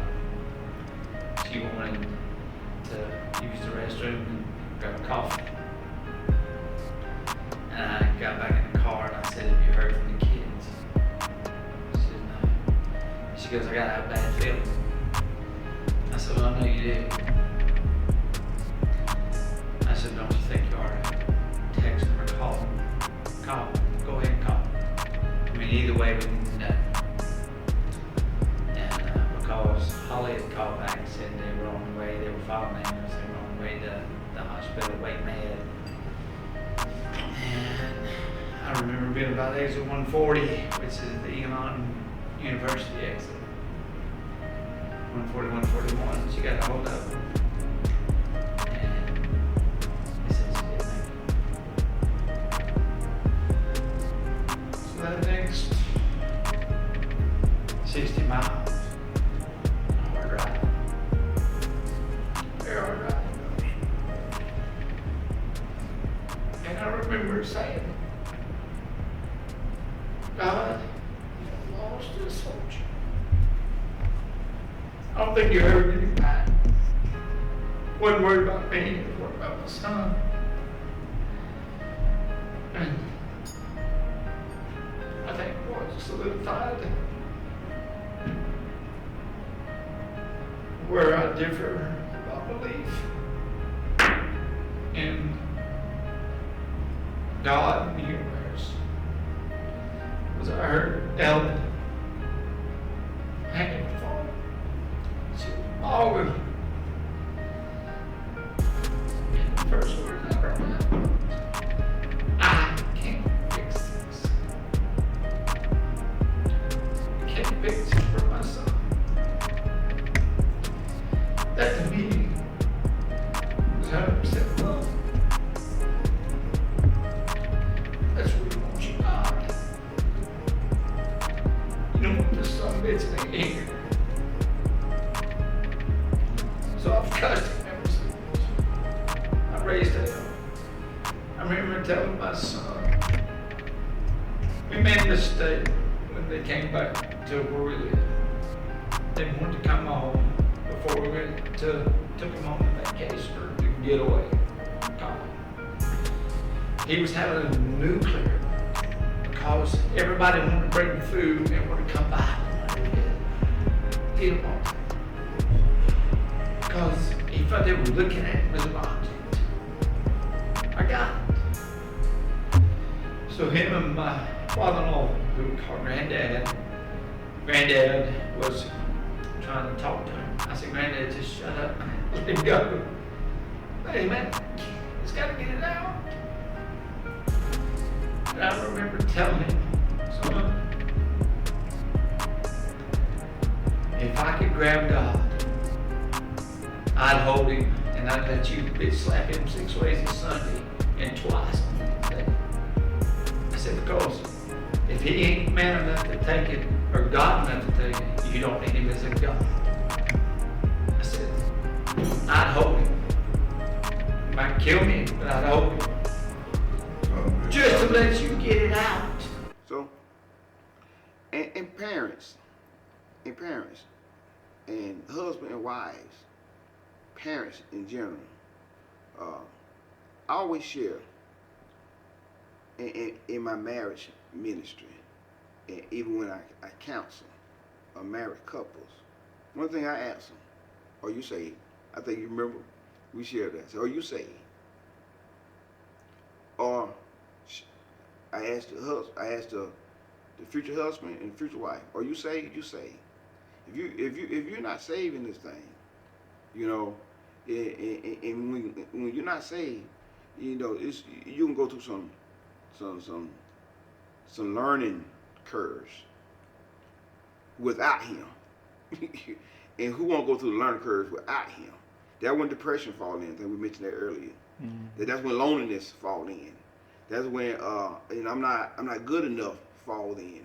That's when, you know, was it my fault fall in?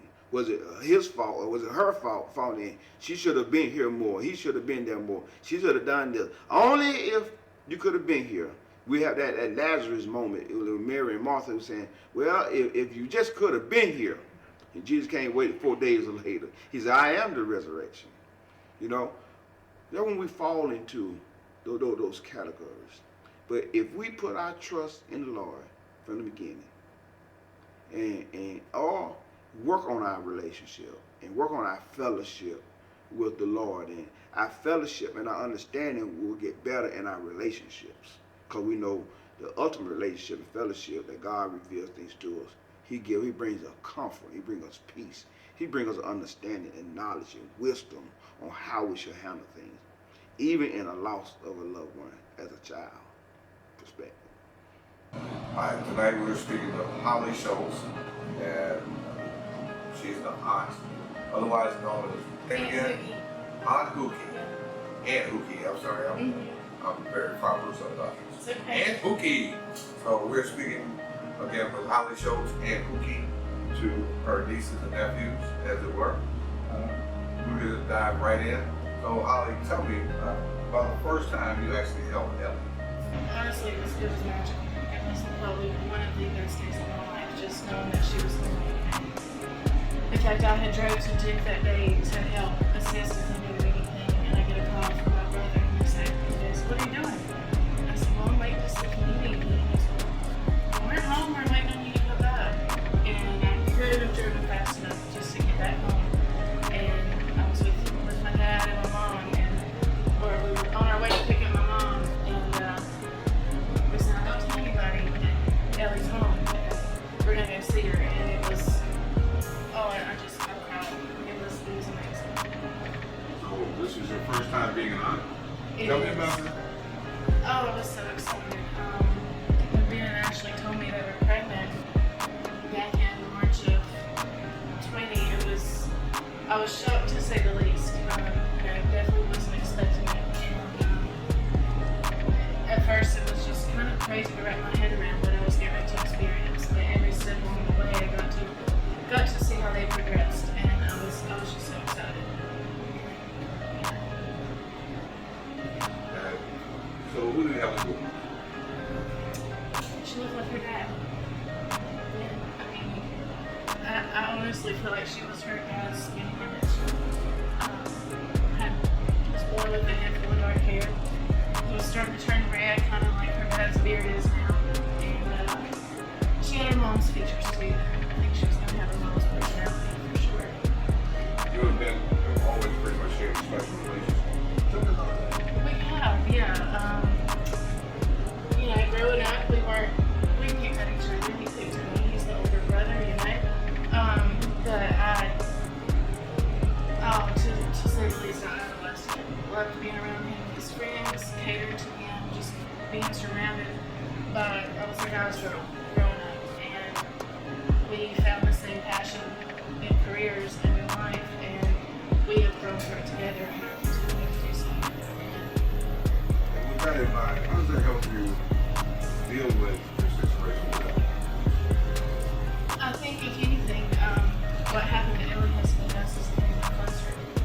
And, me and Ashley are my best friends. They're who I do life with here in Raleigh, not just, for the restaurant and his family and his business partners, but, that's who I would choose to be anyway. And they do it for themselves alone, but I can also know I can talk to them if they need to. So you guys are kind of mutual support systems. I would say so, yeah. Tell me about the night that Ellie transitioned. I remember we were working at the restaurant that night, and it was really slow due to COVID. It was really just me and Ben in the kitchen, and we had a server out front running our orders. And Ben was was really tired, and when we left, I said, I hope you can go home and get some rest, and I'm here if you need me. And I was just getting ready for bed, and I got a phone call from Ben, and I thought that he was, calling to say, hey, I do need you. Will you come hang out with me and Ellie and stay up with me all night? And it was a little nightmare. But one thing I remember most is before Ben hung up, and he never told me what was going on because he didn't want to worry me. He said, just be careful driving. He said, please be careful. And I had no idea what I was driving into. And when I got to the apartment complex, all I saw were bikes. And I parked. I don't even know how I parked, and just started sprinting as fast as I could. And I had to get to the intersection. And I was kind of pulled away or pushed away, and I said, no, you called me here for a reason. So then I went out to home Ashley. And from then on, I was there looking at her. So I drove him to the hospital. They became mine after that because I wanted to look everything. I didn't want him to leave my sight. I brought them back to my home, and they stayed with me for about a week or so. And just got to speak besides that we saw. And yeah. So it helped you help me. It did, yeah. For me, when in times of trouble or crisis or death specifically, me being able to do something helps. I have to constantly stay busy, or sometimes just cooking or hosting, or keeping putting people to bed or covering up in a blanket. If I'm always doing something, that's what helps me. So, a lot of your grieving process is actually reaching out to others than just your. I would say so. It keeps me going sometimes, but it also helps me to acknowledge what's going on there.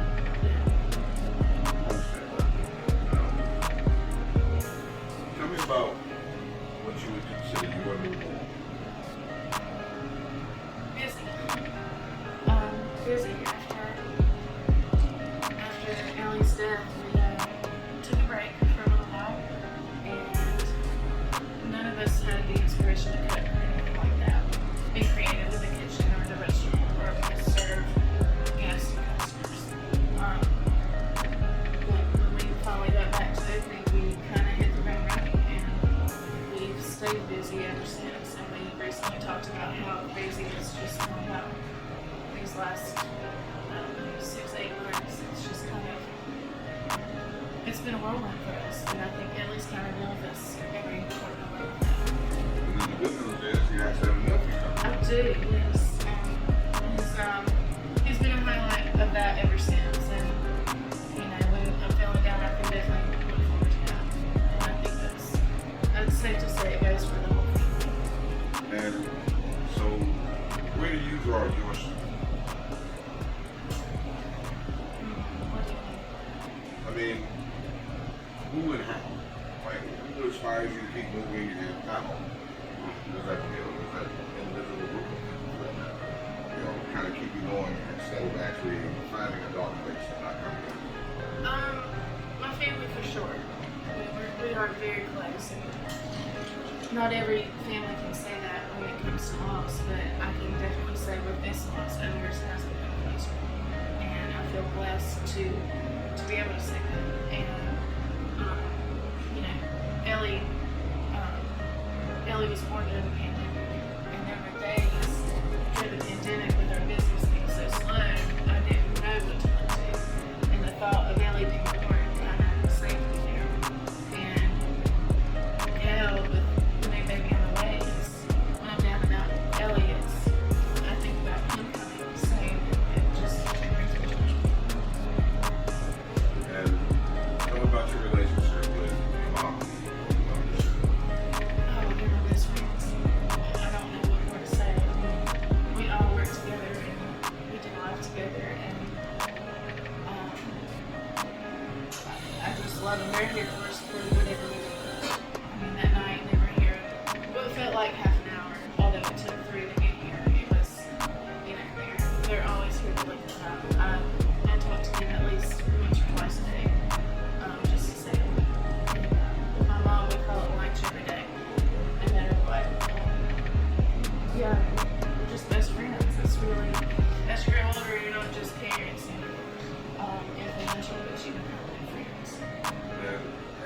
for myself. I understand the connection to your niece when the station is in the area. So, when I ask you this question, I'm going to ask you. All parents and all aunts always kind of have dreams and new fantasies that they kind of have for their nieces and nephews. What were yours? In fact, I had a dream right before Ellie was born that she was kind of, one day she was running into the kitchen to help with dad. And I've never pushed them to go into what we love to do, but I do see them kind of enjoying our life too and being part of the family business. Yeah, it's just, I feel like we're just a special family. I'm so glad that you did a big privilege. Question God. It's always correct. You know, people say, well, I can't question God. You know, don't be disrespectful to God when you question him. You know what I mean?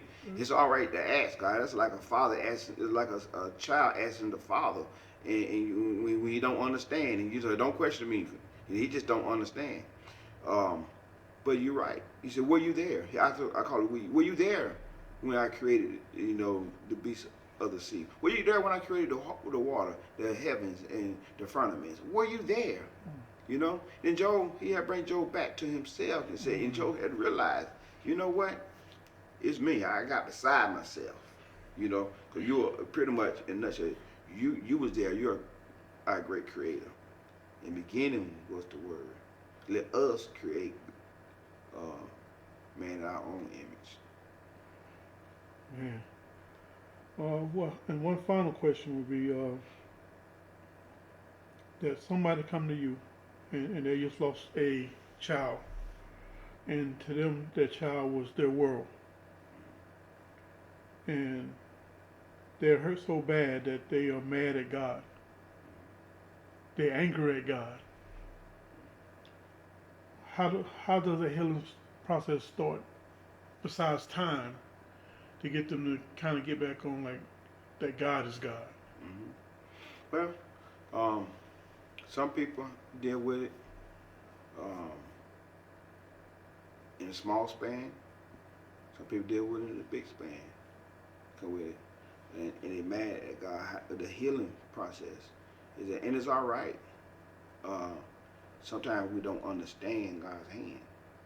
I'm gonna say it like this: His ways is not like our ways. His thoughts not like our thoughts. And that sometimes we don't know the hand of God or the will of God. Mm-hmm. That's when trust come in. Trust God. We know in the knowledge that there is a God. Satan acknowledged that there was a God. Right. You know what I mean? But God have us a point to where He don't want us just sometimes know who He is. He wants us to trust Him in every adversity of our life. A loss of a child, a loss of a husband, a loss of a wife, a loss of your job, you know, loss of your home. Whatever it is, we got to learn to lean out on understanding, but trust in God. We got to learn to trust God. Knowing God is one thing. Trusting God is another thing. Well, how do we grow to trust God? How do we grow to trust God?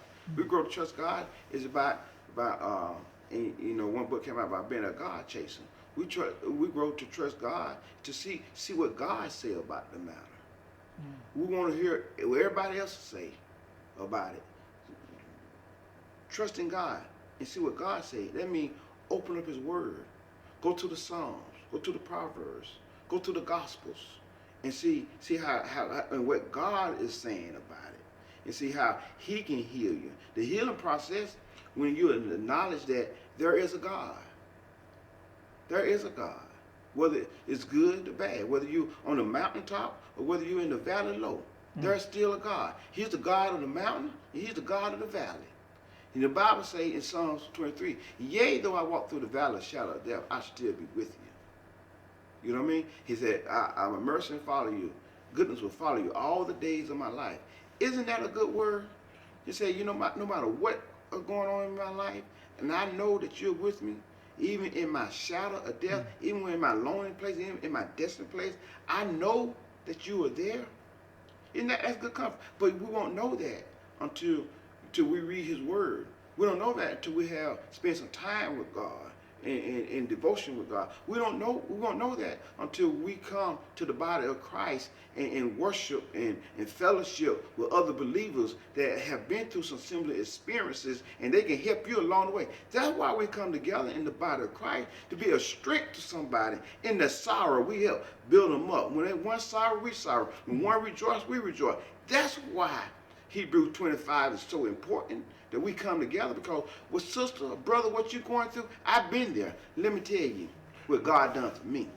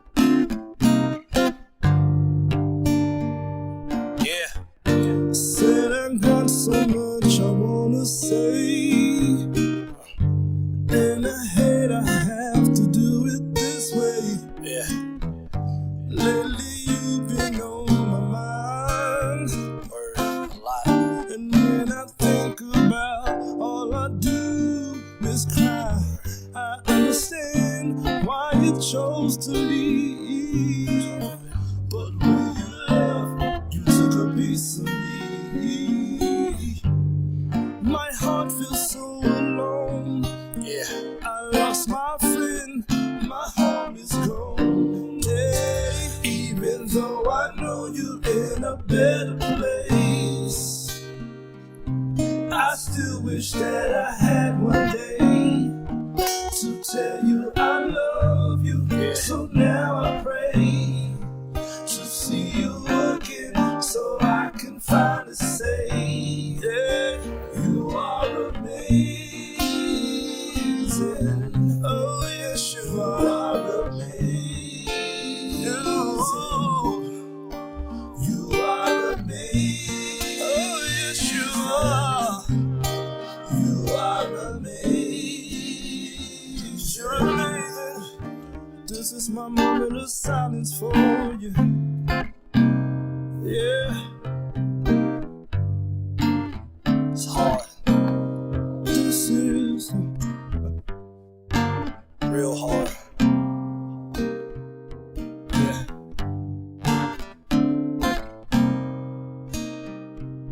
Come on. Since you've been gone, I think about what you said to me, yeah. Yeah. Stay prayed up, take care of your family. Yeah. What else? Now I'm working on how I can be a better me. Yeah. Come on. Cause life too short to worry about my enemies. Yeah. You gotta stay positive and focus on your own. Yeah. Cause I'm gonna have your back no matter right or wrong. No. Yeah. Just give life your all and don't give